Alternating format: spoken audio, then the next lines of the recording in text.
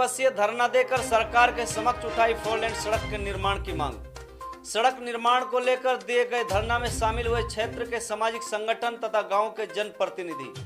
आदाब, नमस्कार, मैं जफरुद्दीन, आप देख रहे हैं SSN नेटवर्क। आपको बता दें कि नुहू से मुंडा का बॉर्डर की सड़क को 4 लेन करवाने की मांग हेतु रविवार को 4 लेन सड़क निर्माण संघर्ष समिति के बैनर तले एक दिवसीय धरना दिया गया। सुबह 11 बजे आरंभ हुए धरना की शुरुआत संविधान निर्माता डॉक्टर भीमराव अंबेडकर की मूर्ति पर माल्यार्पण कर की गई। इसके पश्चात 2 दिन पहले सड़क हादसे में जान गंवाने वाले सौरव सोनी सहित उन तमाम मृतकों को श्रद्धांजलि दी गई जिनकी मृत्यु इसी सड़क के किसी न किसी मोड़ पर हुई थी। एक दिवसीय धरना में विभिन्न सामाजिक संगठनों के कार्यकर्ताओं के अलावा गाँव के 5 सरपंचों ने भी भाग लिया। धरना दे रहे लोगों का मनोबल बढ़ाने के लिए पूर्व मंत्री आजाद मोहम्मद, पूर्व प्रधान अर्जुन देव चावला, पूर्व सरपंच फजरुद्दीन बेसर, रशीद अहमद एडवोकेट, सामाजिक कार्यकर्ता सपात मैनेजर आसिफ अली चंदेनी, असलम गोरवाल दिल्ली सहित अन्य गणमान्य व्यक्तियों ने क्षेत्र की इस बहुचर्चित मांग का समर्थन करते हुए कहा कि निश्चित ही अभी सड़क का 4 लेन का निर्माण बेहद जरूरी हो गया है, क्योंकि जिस प्रकार से सड़क पर आए दिन हादसे हो रहे हैं उसमें कहीं न कहीं मासूम लोग मारे जा रहे हैं। यदि बीते वर्षों के आंकड़ों पर गौर करें तो चौंकाने वाले हैं। लोगों ने कहा कि सड़क सुकड़ी और यातायात का दबाव अधिक तथा सड़क पर जगह जगह गड्ढे होने के चलते लोग सड़क दुर्घटनाओं का शिकार हो रहे हैं। सरकार से हमारी मांग है कि सड़क पर हो रहे हादसों को मद्देनजर रखते हुए इसे तुरंत प्रभाव से 4 लेन करवाने की स्वीकृति प्रदान करें। इस मौके पर डॉक्टर अशफाक आलम, किसान यूनियन से अबरार माला, मुबारिक अटेरना, ईसा बीमा, राजुद्दीन जंग, अख्तर चितौड़ा, आरिफ ठेकेदार आदि ने कहा कि हम इस सड़क पर आए दिन होते हादसों में मरने वाले लोगों की लाशें उठाते थक चुके हैं। कई हादसे ऐसे हुए हैं जिनमें परिवार का परिवार खत्म हो गया है, इसलिए सरकार से मांगे वो इसे 4 लेन बनाए। मीटिंग के दौरान ये मांगे रखी गई। इस सड़क पर मारे गए लोगों को चिन्हित कर उन्हें 5-5 लाख रुपए का मुआवजा दे सरकार। सड़क हादसों में घायल हुए तथा दिव्यांग हुए पीड़ितों को 1-1 लाख रुपए की मुआवजा राशि दे सरकार। केंद्रीय मंत्री नितिन गडकरी तथा क्षेत्रीय सांसद राव इंद्रजीत सिंह से एक प्रतिनिधि मंडल मुलाकात करेगा। जब तक रोड नहीं बनाया जाए तब तक हादसों को रोकने के लिए सड़क पर ब्लैक सपाट पर सांकेतिक सूचना बोर्ड, ट्रैफिक लाइट, अन्य जरूरी चीजें लगाई जाए। बजट सत्र तक बीच बीच में धरना कार्यक्रम जारी रहेगा। पूर्व मंत्री आजाद मोहम्मद के नेतृत्व में एक प्रतिनिधि मंडल डिप्टी सीएम दुष्यंत चौटाला से भी मुलाकात कर मांग को रखेगा। देखिए आगे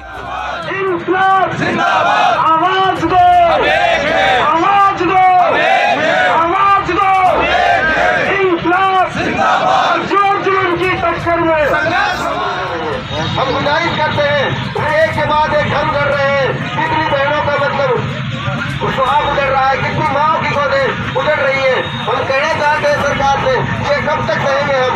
बस अब इसकी सरकार से अनुरोध है, इस पूरी रोड पर जल्द से जल्द अपना काम शुरू करें ताकि ये जो एक के बाद एक घर बढ़ रहे हैं। तो कोई भी चीज है नहीं अपना आपको, कोई भी सरकार हुई अफवाहों से मिलता नहीं है, छीनना पड़ता हमें।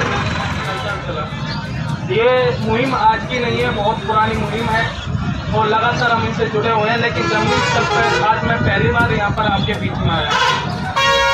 और 2 चीज़ है, एक होता है कि जमींदार और कामगार और छोटे व्यापारी, और एक होता है पूंजीपति और उद्योगपति। तो जो ये रोड है इससे आपके बस जमींदार और छोटे मोटे जो व्यापारी है वे गुजर के जाएंगे। तो जो उद्योगपति हैं, जो दिल्ली मुंबई हाईवे अभी जिसका निर्माण होया है, जो ये चल रहा है, यहाँ आपके पास ही नौगामा में रिको भी क्षेत्र आ चुका है। जो क्षेत्र उद्योगपति के लिए या पूंजीपति के लिए बनाए गए हैं, उन क्षेत्रों का तो तीव्र गति से विकास हो रहा है। बात है ये है कि जमींदार, छोटे व्यापारी और कामगार जो जातियाँ हैं या जो उससे जुड़े हुए हैं, उनके लिए क्या देगी सरकारें? अब सोचने की बात यह है कि आप लगातार संघर्ष कर रहे हो, फिर भी आपका ये सरकारें सुन नहीं रही। और जो रोड उद्योगपतियों के रोजगार के लिए या उनके लिए निकाला गया है, वे चंद ही दिनों में तैयार हो।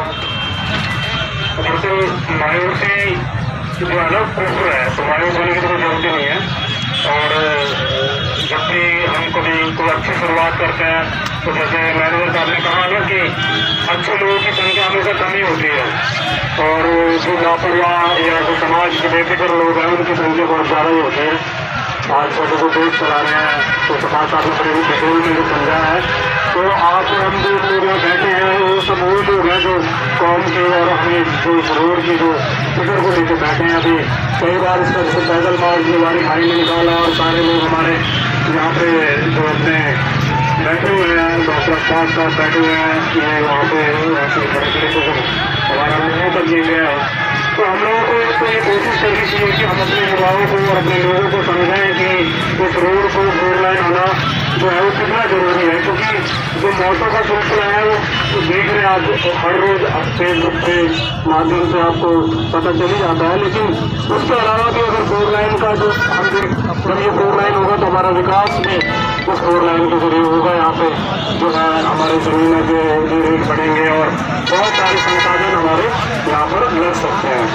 तो मैं तो दिल्ली में रहता हूँ और जब हम निवास के लेके बात करते हैं फिक्र करते हैं तो मेरी एक कोशिश होती है कि इतना पिछड़ा जिला होने के बावजूद भी हमारे लोग फिक्रमंद नहीं है कि इसका कारण क्या रहा है। और मैं नेताओं को तो मैं दोस्त क्या दूँ, हमारे अपने लोग हैं जो इसकी फिक्र नहीं करते हैं। तो मैं सभी लोगों को यही कहता हूँ कि भाई इस तरह का जो आंदोलन है इसको हमें और तेज करना है और हम जो भी लोग आंदोलन में जो आगे इसमें बढ़ेंगे उनके साथ साथ और उनके पीछे में चलूँगा और हर वक्त आप लोगों के साथ 50 करोड़ रुपये जिसकी जो लास्ट तारीख है 31 मार्च 2023 350 करोड़ रुपये इसके लिए अलाट है। आप कागज में करवाओगे तो पता चल जाएगा। और इसका DPR का टेंडर भी लगा हुआ है, वो भी सबको पता होगा, नहीं पता हो तो आप निकलवा सकते हो। DPR का टेंडर भी लग रहा है। दूसरा ये है जो DPR का टेंडर लगा है उसमें जो कंपनियां हैं जिन्होंने टेंडर लगाया है उसमें कुछ कंफ्यूजन है। जिस कंपनी के नाम ठेका अलाट किया है DPR के टेंडर में उसकी फाइल भारत सरकार NHAI के पास गई हुई है। इसके बाद में इस रोड की अगली जो प्रक्रिया है तब शुरू होगी, जो ताज़ा जानकारी जो मैं आपको बता रहा हूँ। और 31 मार्च 2023 के बाद ये बजट रिवाइज हो जाएगा। कम से कम 400 करोड़ के पार ये बजट होगा, फिर आप ये रिवाइज कर देंगे। और हम तो ये चाहते हैं जिस मांग के लिए हम बैठे हैं कि भाई ये रोड सब आज 1 दिन का सांकेतिक धरना जो है दिया जा रहा है, इसको लेके कब तक धरना चलेगा, क्या कहेंगे इसके बारे में? ये धरना शुरू है, साथ ही जो है सर्दी का मौसम है, दूर दराज से आ रहे हैं, अभी बड़ी संख्या में लोग बैठे हैं, साथी आते रहेंगे, अपनी बातें रखते रहेंगे। धरना में ऐसा ही होता है जब तक साथियों की संख्या ठीक ठाक बनी रहेगी 6 बजे तक, तो 6 बजे तक भी धरना चलेगा।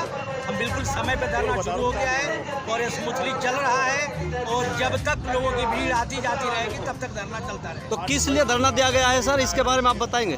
सर धरना इस चीज़ के लिए दिया गया है कि ये जो नूह से लेकर नौगावा बॉर्डर तक 2 लेन का कि नेशनल हाईवे 248A है, इस पर हर साल सैकड़ों की संख्या में लोगों का एक्सीडेंट हो जाता है। मेरा मानना यह है कि जैसे ही ये 4 लेन का बनेगा, बीच में डिवाइडर होगा तो लोगों के मरने की संख्या इस रोड पे कम हो जाएगी। ये मिशन, ये धरना इंसानों की ज़िंदगी बचाने का धरना है। ये धरना सिर्फ रोड बनाने का नहीं बल्कि बिलखते बच्चों को यतीम होने से बचाने का धरना है। ये रोड का धरना नहीं, ये लोगों को विधवा होने से अपने बहू बेटियों को बचाने का धरना है। और ये संघर्ष है, ये संघर्ष हम तब तक करते रहेंगे बीच बीच में जब तक सरकार इसको 4 लाइन का नहीं बनाती है। हम इसको सरकार की तरफ से भेदभाव समझते हैं मेवात के साथ, इसलिए जो भी जिंदा लोग हैं इसका विरोध करते रहेंगे। जो मुर्दा लोग हैं, जो सरपंच बनने के बाद, जो जिला पार्षद बनने के बाद, जो विधायक बनने के बाद, जो राजनीतिक पार्टियों में जाने के बाद मुर्दा हो गए हैं, उनसे ये सड़क नहीं बनने वाली है। बल्कि यहाँ जो शरीक 100-200 लोग हैं, ऐसे ही जिंदा लोग इस रोड पर आते रहेंगे और एक दिन सरकार के दिल को पघिलाने पर मजबूर कर देंगे और वो सरकार कोई भी हो इस रोड को जरूर बनाएगी। इस आशा के साथ हम धरना देते रहेंगे, प्रदर्शन करते रहेंगे। डॉक्टर साहब, क्या वजह रही है कि जो है कि काफ़ी लंबे समय से मांग चली आ रही है खाली एक खूनी रोड को लेके, बाकी कोई और ज़्यादा कोई बड़ी चीज़ नहीं मांग रही सरकार से, लेकिन मेवात के लोगों को ये भी नहीं मुहैया कराई जा रही है, इसको क्या मानेंगे आप? देखिए, इसे हम तो इसके लिए सबसे बड़ा जिम्मेदार यहाँ के सांसद राव इंद्रजीत जी को समझते हैं, जो कांग्रेस में भी एमपी रहे और फिर भाजपा की सरकार आई उसमें भी एमपी रहे। उनका ये लोकसभा का क्षेत्र है। उन्होंने, मैं ये समझता हूँ कि राज्य सरकार जब उस समय तैयार थी या फिर अब भी राज्य सरकार इसको बनाने के लिए तैयार है, लेकिन संसद महोदय का सही अप्रोच नहीं होने की वजह से, उनकी सही नीति नहीं होने की वजह से ये रोड नहीं बन पा रहा। तो क्या वजह खासकर जो है अब आप क्या उम्मीद लगाते हैं सरकार से कि ये रोड को लेके? हमें राज्य सरकार से बहुत आशा और उम्मीद है।